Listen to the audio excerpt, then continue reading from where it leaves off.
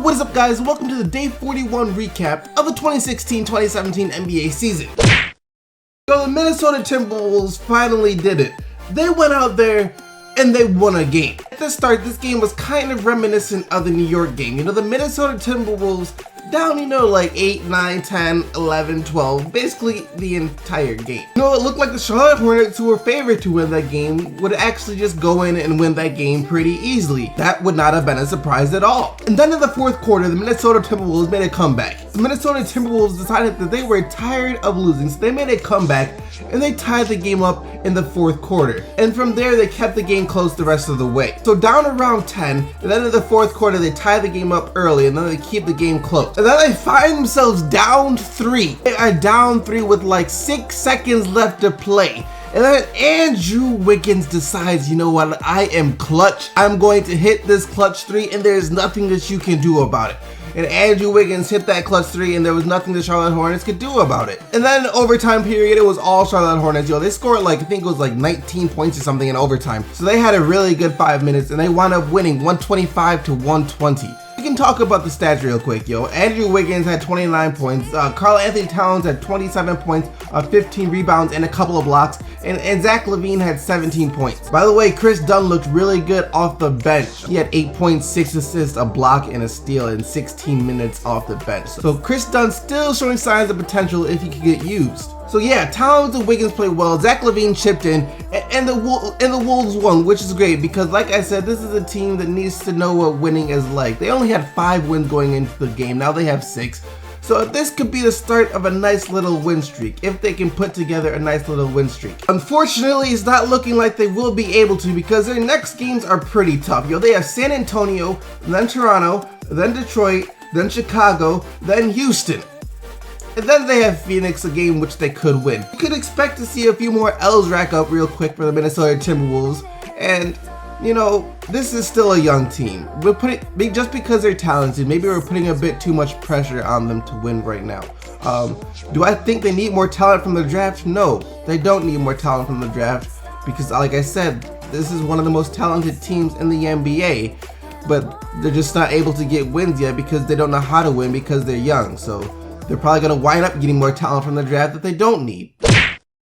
Remember yesterday when I was talking about Cleveland and I said teams go through rough patches? Cleveland is going through one, the Clippers went through one, seem to be pulling through. Well, the Atlanta Hawks, this isn't necessarily, I wouldn't call this a rough patch. I would just call this a meltdown.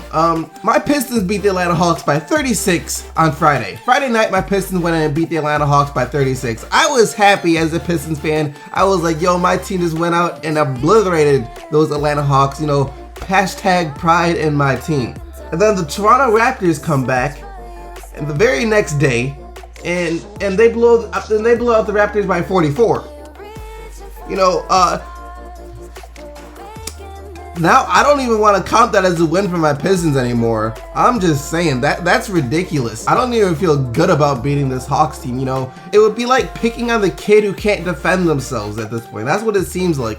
That's basically what we're doing. We're bullying a team that can't defend themselves because the Atlanta Hawks have been trash. They've lost now 6 in a row. And I remember making a video talking about how good are the Atlanta Hawks this year. And right after that video, of course, things start to go downhill from there. Lost 128-84.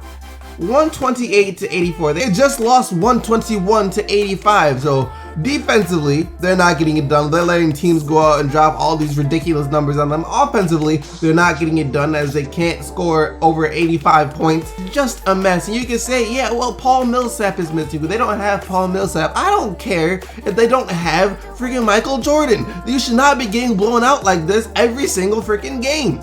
Paul Millsap is not the difference right now. You can't tell me that if you give them Paul Millsap back, they go from getting blown out 2 games back to back to winning those 2 games. Maybe they only lose by 20.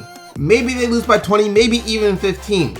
Maybe that's the Paul Millsap difference. Still, that is pretty bad. They're on a 6-game losing streak, and I still think this team is capable of winning. I really do, but they need to figure something out fast. Was I too hard on this team? Was Mark Cuban right? Could they make the playoffs? I mean, they just went out and blew out the Chicago Bulls by 25 points, 107-82. maybe the Dallas Mavericks aren't that bad. Maybe they're not. Everything that I was talking about was wrong.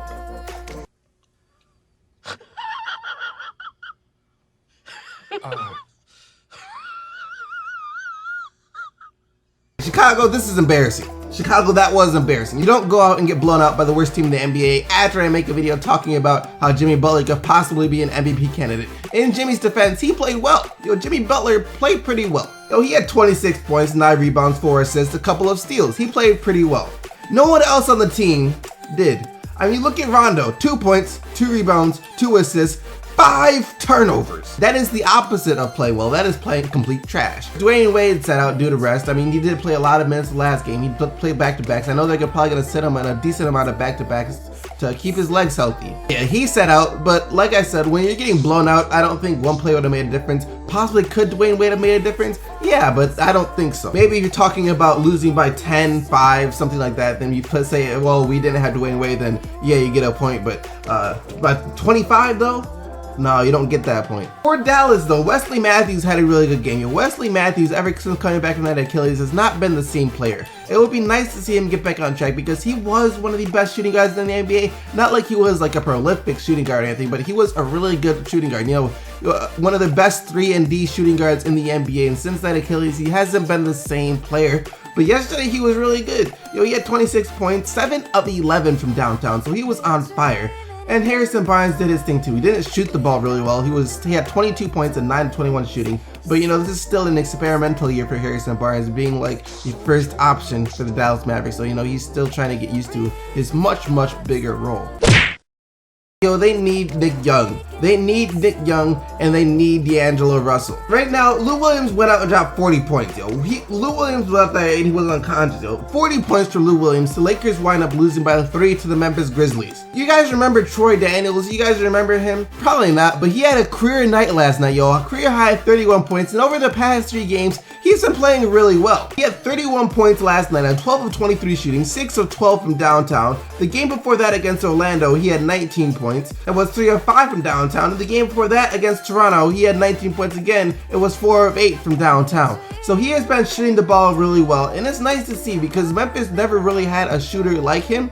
Memphis Grizzlies never had like a prolific 3-point shooter. And if Troy Daniels can keep playing like this, maybe not even like as good as that because those are pretty ridiculous. I don't think anyone expects him to keep this up. But if he can keep contributing at least similar to like this, then that's good for the Memphis Grizzlies, even though Mike Conley, still no Mike Conley, still no Chandler Parsons, whatever he's going to bring to the team because no one really knows. But yeah, so it's good to see Troy Daniels having a good stretch. For the Lakers, they just don't have enough right now to win. They did come close. You have to give them props for missing 2 of their best players and 2 starters. This whole starting backcourt is out. They did come close against a pretty good team in the Memphis Grizzlies. They even had a chance to tie it up. In the final seconds of the game, Julius Randle got fouled on a 3-point attempt by Marc Gasol, and they were down 3. They were down 100 to 103, which was the final score. And of course, as you can see, Julius Randle stepped up to the free throw line with all the confidence in the world and missed all 3 free throws. But do you know who wasn't bad, Isaiah freaking Thomas. Isaiah Thomas went off last night, especially in the 4th quarter. The Philadelphia 76ers, for a really bad team, sometimes they don't play like a really bad team. Sometimes they scare teams half to death because no team wants to be that team that says, we lost to Philly, especially when Joel Embiid isn't even playing. For about half the game, the Philadelphia 76ers had the lead. The first half was dominated by Philly, The first half was dominated by Philly, and then the Celtics tied it up in the 3rd quarter. And then Isaiah Thomas said, this game is too close. He said this game is too close, and he went off for 13 of his 37 points in the 4th quarter. Like I said, he finished with 37 points. He also had 7 assists on 11 of 19 shooting. A really good game. He had been struggling shooting from the field the past few games, but this game he was out cold. He was unconscious. He played like an all-star, and he is an all-star, so no big surprise. Who else is playing like an all-star still though? Avery Bradley. I mean, he's maybe not an all-star, but he's playing really good. He had 20 points and another good rebounding game last night, 9 rebounds. At the beginning of the season, I wasn't quite sure if he was going to keep up this rebounding trend, but he most definitely is now, one of the best rebounding guards in the NBA. Portland survived Miami. Portland did survive, and it started with their defense. In the first quarter, the Portland Trailblazers were giving up way too much penetration to players like Goran Dragic. In that first quarter, Goran Dragic was able to basically do whatever he wanted in that first quarter. He was getting into the lane, either scoring or kicking it out or dishing to Hassan Whiteside for the score. Hassan Whiteside could not be stopped. I didn't expect Portland to be able to stop Hassan Whiteside, though. They don't really have anyone that can stop Hassan Whiteside. Hassan Whiteside was a monster. He had 28 points and 16 rebounds and 5 blocks. So complete dominance by Hassan Whiteside, which you could expect. But like I said, for Portland, it was their defense that won them game. After the first quarter, they had a few lapses. They did have a few lapses, but for the most of the game, they stuck it together defensively. They cut down on the amount of penetration they did allow into the paint, which is good, because if you're just letting teams walk up into the paint all willy-nilly, then you're gonna come up with an L. Like I said, Goran Dragic in that first quarter was having his way. And Goran Dragic did have a pretty nice game. He finished the game with 18 points, 9 rebounds, and 8 assists, almost coming up with a triple-double. So, it was him, Hassan Whiteside, but no one else really did anything for the Miami Heat. Giannis Antetokounmpo didn't look like he was doing much last night. He wasn't as aggressive on offense. He had 16 points on 5 of 9 shooting from the field. So it's not like he was out there looking for his own shots, but he also had 10 rebounds and 6 assists, 2 steals, and 5 blocks. This is ridiculous, Giannis. This is absolutely ridiculous. I honestly don't know what to say anymore. The potential that this guy has, if I was a GM and I had to pick a team to start a player with, it would either have to be Anthony Davis would be one. If Anthony Davis wasn't available, I would have to seriously think about Giannis Antetokounmpo, because he's not even close to being as good as he's going to be. And that's honestly ridiculously scary. The Bucks are 10-8. That is only a half game behind the Chicago Bulls and 1 game behind the Boston Celtics. So they're right up there in the standings. And they could be a playoff team without their best shooter in Chris Middleton, even though he could be back towards the very end of the season. So if he does come back, that'll only help their cause. You have to give it up to Giannis and how he's been able to lead this team so far. Of course, with the help of players like Jabari Parker, John Henton's been having a pretty decent season. Matthew Dellavedova's been able to play some solid defense. He's been an alright point guard for them. Nothing too special, but passable. And then of course, occasionally you get production off the bench from Greg Monroe and Michael Beasley. So this Bucks team is surprising some people this year. I thought around this time of year, after 18 games, I thought they'd be like maybe 7-11, 6-12, or maybe 9-9 at best, but 10-8 is pretty impressive for this Milwaukee Bucks team. Speaking of impressive though, you can't say impressive without spelling Gordon Hayward. Gordon Hayward has been a monster these last few games. Last night, he had 32 points, a 9 of 18 shooting from the field, 3 of 4 from downtown, and the Utah Jazz went out and beat the Denver Nuggets, and the Utah Jazz didn't have George Hill. So they're putting a dent in my little George Hill theory right there, but not really. They're still much better with George Hill. Gordon Hayward single-handedly basically carried this team to victory. That's his third 30-point game in a row. 32 points against the Nuggets. He had 32 points against Miami. He had 31 points against Houston. So he has been on an absolute tear. So someone for the please give this man the ticket to the All-Star game. Give him the golden ticket. Willy Wonka in the Chocolate Factory. Give Gordon Hayward the golden ticket.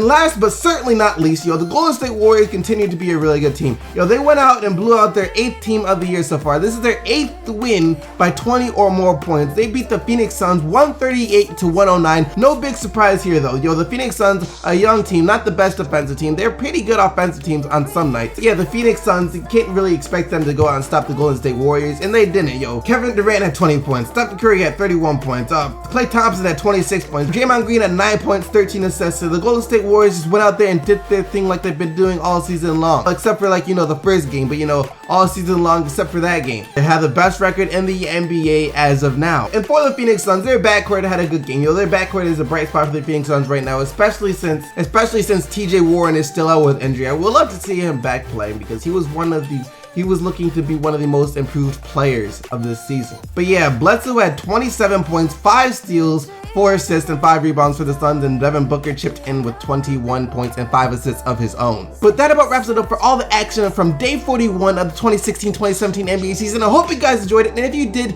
make sure to smack that like button and subscribe to the channel for more videos posted like this every single day. And you guys already know I'll be right back here tomorrow recapping the action from tonight. So until then, keep getting the Buckets team, SDC, and I'm out of here.